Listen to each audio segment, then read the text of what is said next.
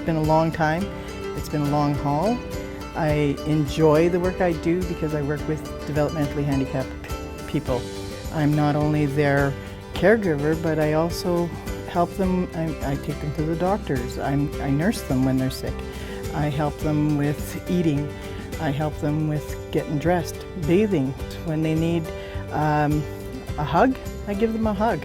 A lot of our clients, we are their family. Like I bring my clients camping with me for the first time. He's never been camping, you know. So like, do things like that. I mean, it's more rewarding than sometimes the pay.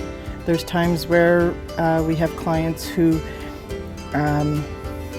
don't have a home to go to. They don't have family to go to. I've taken them into my home. We are their voice. We speak for them because a lot of them don't speak, especially when they get sick. I mean, we take care of them now, but it comes a time when they get sick, they go to the hospital. We had clients that were dying on their deathbed, and we have a staff here that crawled into bed with that client while he passed away. Yes, we're paid, but not enough for what we do, and it's not always about the money.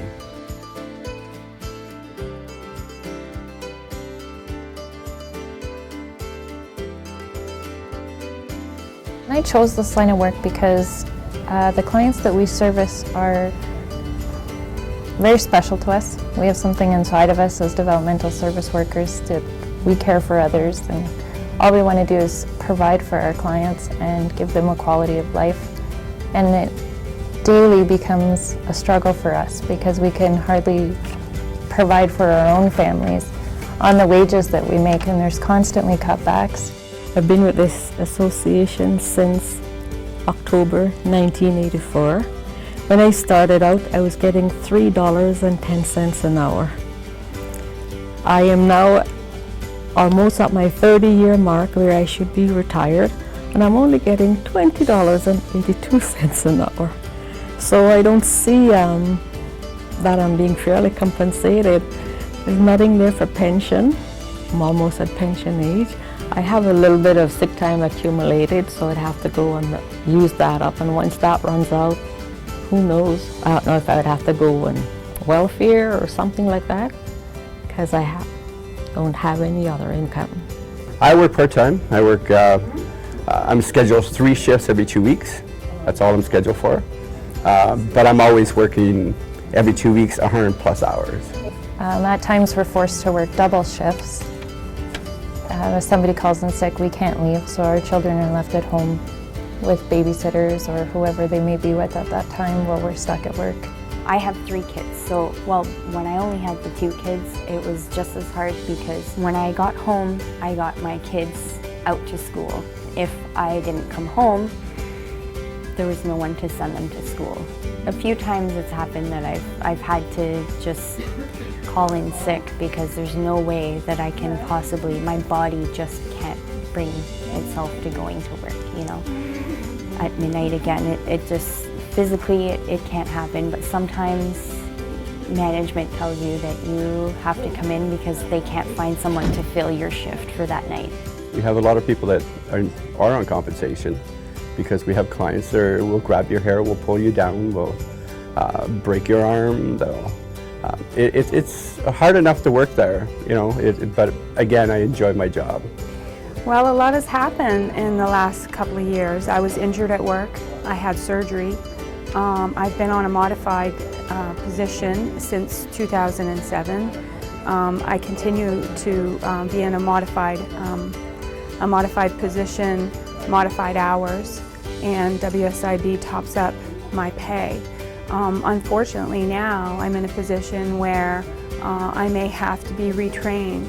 I may have to change my career and be limited to what I'm able to do because I've literally broke my back for this association.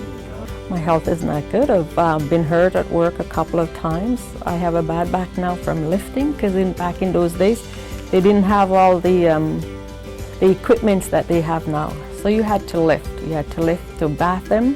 You had to lift them from the floor and from their chair to the floor and from the floor to their chairs. You had to lift them in the tub and out of the tub. So my back's ruined now. I've got nocturnal epilepsy, it means I have seizures in my sleep. The medication that I take costs me $208 a month.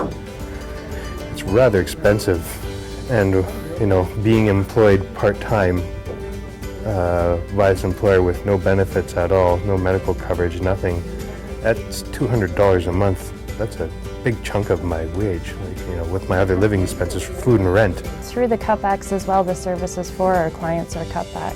So the enjoyment that they used to get on a daily basis is being cut back for them as well. I know that some of it is related to the government cutting back and stuff like that.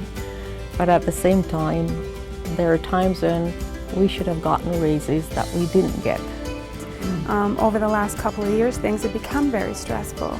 A lot of our demands have been unreasonable, and we've been forced to do things perhaps a lot of us are very uncomfortable with. Great group of people, and really sticking to their guns and fighting for fairness and fighting for the people that they help and support in society. And really they do a great job. So we'll be coming back up in the next couple of weeks to do a rally with them and help them out.